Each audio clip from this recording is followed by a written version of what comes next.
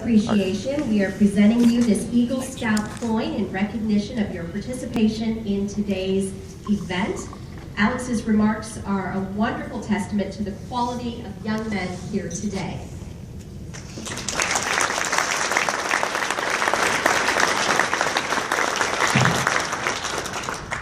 The Outstanding Eagle Scout Award is a national award created for local councils to honor the accomplishment of individual Eagle Scouts. Recipients of this award are Eagle Scouts that have demonstrated outstanding achievement at a local, state, or regional level.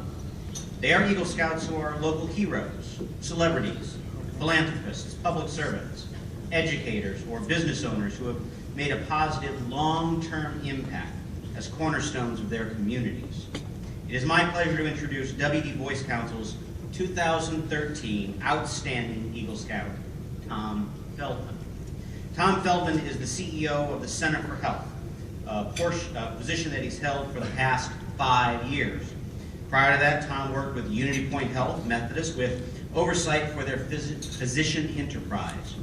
He has 19 years of experience in healthcare management. Tom received his bachelor's degree in communications from the University of Tennessee and his master's degree in public health administration from Indiana University.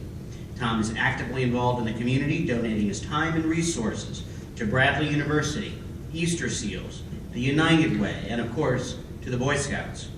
He is a past recipient of Indiana University's Distinguished Alumni Service Award and is routinely asked to speak at national conferences offering his views on the ever-changing healthcare landscape in this country. He received his Eagle Scout Medal in 1988. Please join me in welcoming Tom Feldman.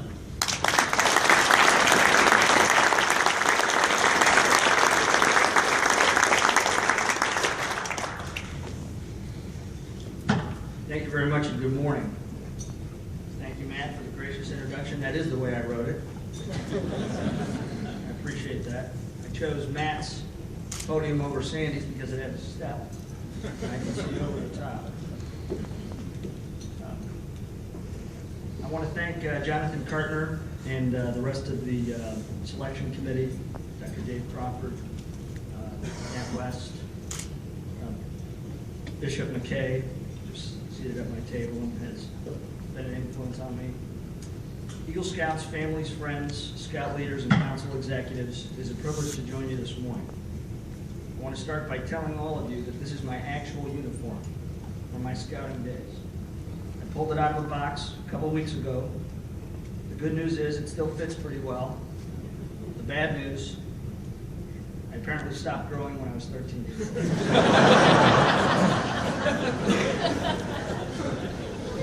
In any event, I'll start with a little scouting story. When I first pulled it out, the patch, you can't see the patch because the step isn't that big, but my Order of the Arrow Lodge patch was the first thing that I saw, and it's a white patch, and I noticed it right away.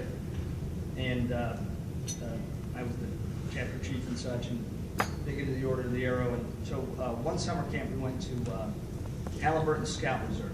Has anyone ever been there? It's in Canada. Halliburton Scout Reserve. All right, that's good, because none of the facts of the story can be disputed. Anyway, it's about 5 hours north of Buffalo, New York. I'm from Buffalo, so it's way up there. And it was one of these camps that you had to take a shuttle and then a 4x4 and then a pontoon boat to finally get to the camp or the island that you were going to be at. Well, when we were at shore, I noticed a couple other scouts that had some pretty good looking Order of the Arrow pocket flaps. And so back in the day, I don't know what you guys do for trading patches and such now, but there was no internet or anything, obviously, so you actually had to find the scouts and do that. And so I decided one day to take a canoe and traverse this lake.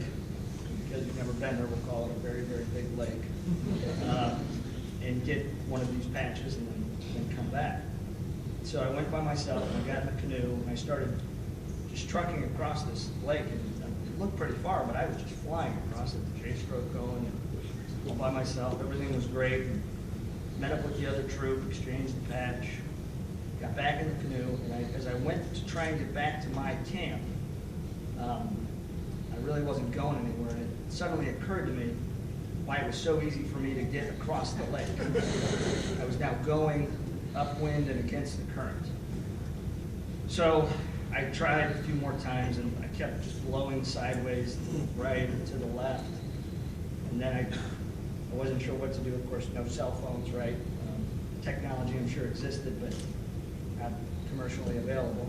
So I decided to shift around, move forward in the canoe, thinking that somehow my 115-pound frame would somehow help the displacement of the vessel and allow me to keep going. Nothing happened. So I just let it blow me back into the shore. And of course, the scouts from the other troop were seeing all this and watching me, futilely trying to get back across the my camp. I got out of the canoe and I grabbed the line from the bow, and I ended up having to just drag the canoe a good way around the lake. And this is not an exaggeration. I mean, it took me probably 2.5, felt like 3 hours. And I was in the water, out of the water, trying to get back around to the other side.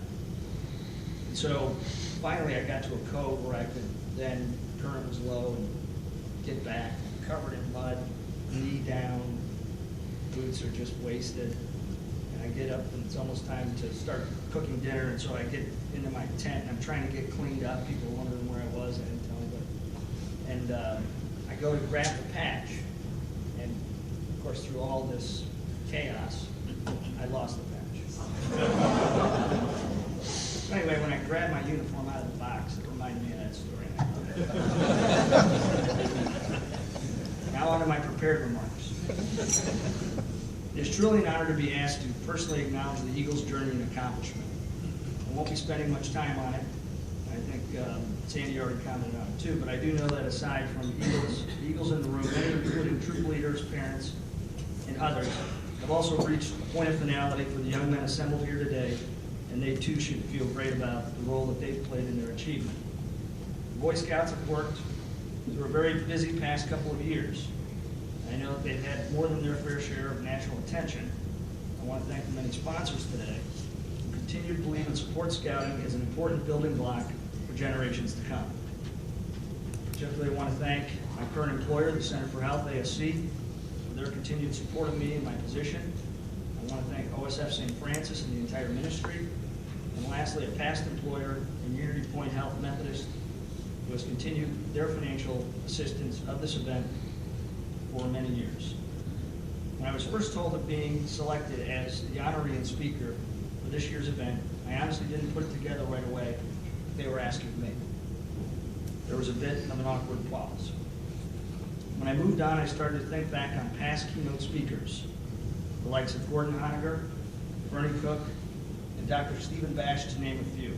I thought to myself that these men were more accomplished than me. They surely were able to impart more wisdom in past talks than I could. And I also thought that those guys were a whole lot older than me.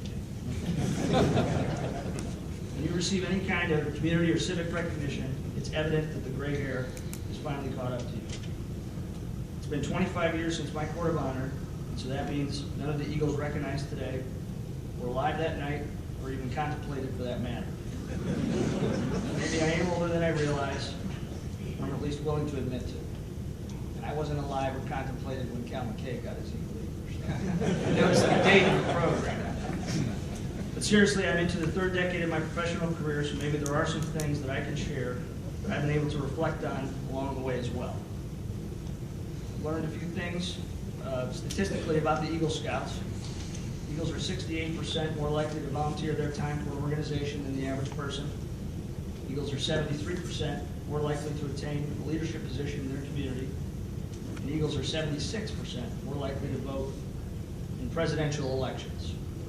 So I will be holding the Eagles in this room personally responsible for those presidential outcomes moving forward. I've been fortunate in my career, and I believe that the lessons I learned and traits that I acquired during my time spent in Scouting have had a lot to do with how I've progressed through various administrative roles. Nancy and I have two young boys, ages 6 and 5. We didn't get too crazy naming them. One is Johnny and the other is Charlie. In my current position, I often have the chance to take Johnny to school in the morning and drop him off. before he heads into line, I tap him on the head, and I tell him to be the man today. If he's not paying attention, I tap him on the head harder, and I say, hey, be the man today. He typically then acknowledges me. Thumbs up or even sometimes a little hand salute. And I want to circle back to that in a few minutes. You learn a great deal in Scouts. There's the stuff that everyone thinks about, like camping and hiking. There are things that are a little less obvious, like lashing and pioneering. And then there is a broader category that I'll simply refer to as leadership. Sometimes people get hung up on titles, such as being a CEO, and that having a fancy title somehow alone makes you a leader. You can all be good leaders no matter your role, through effective participation in groups. It is likely that whatever your career path, you will have to engage others and work together with them to achieve common goals. I look at many resumes and applications for jobs over any given year. The common bullet point that I see is something along the lines of a person having excellent communication skills. I don't know what that exactly means anymore. I think I used to know what it meant.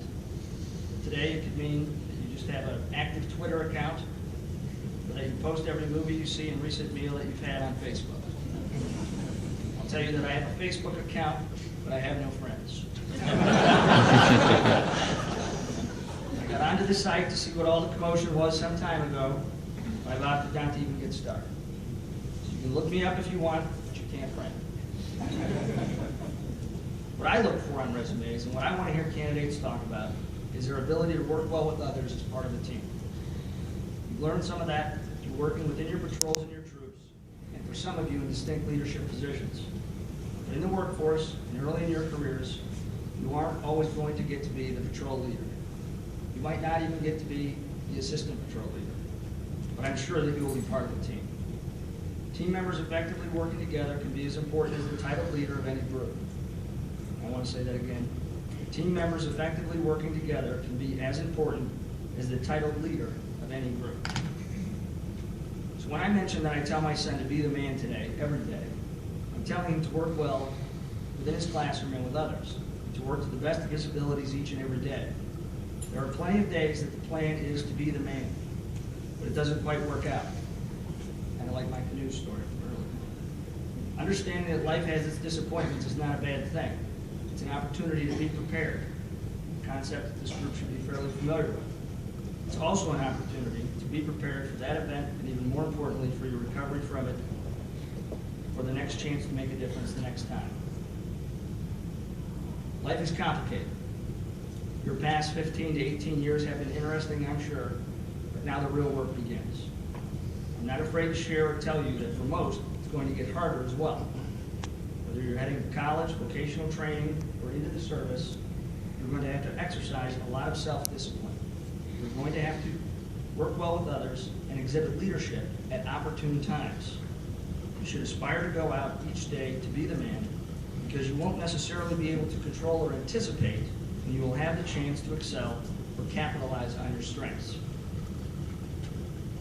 The good news is you've had excellent training in scouting, so you are coming into your field or schooling with a head start over those who aren't Eagles and are maybe less prepared.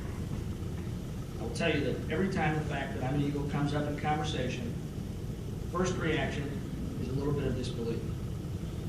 It quickly moves to the point that people are impressed. It also feels like every year that passes, being an Eagle is cooler for some reason. The people I interact with tend to appreciate it more. I have to mention that I'm very encouraged by the Eagles here today in your career path selections. The most important advice that I would give in reviewing them is to maintain some level of continuous learning, whether in the classroom, apprentice-type program, or in the military. Advanced training is critically important no matter your interests or direction. And frankly, those interests may change after today and into the future, and that's okay. But it's too easy to take a break or to take some time away. Keep in mind that there are many others out in school or in the workplace who aren't taking a break and are vying for the exact same roles that you might be interested in. And it can be hard to get back on track and regain your focus. Try to cope the best you can and draw on what scouting has taught you when life throws you some curveballs. You will not get every job you apply for. You simply won't. You may lose a job at some point in your career. The person you've been dating may dump you before you have the chance to break up with them first. These things happen. It will happen to some of you, and I promise you that all of these things have happened to me, and in some cases more than once. So take advantage of your training and your ability to work well with others.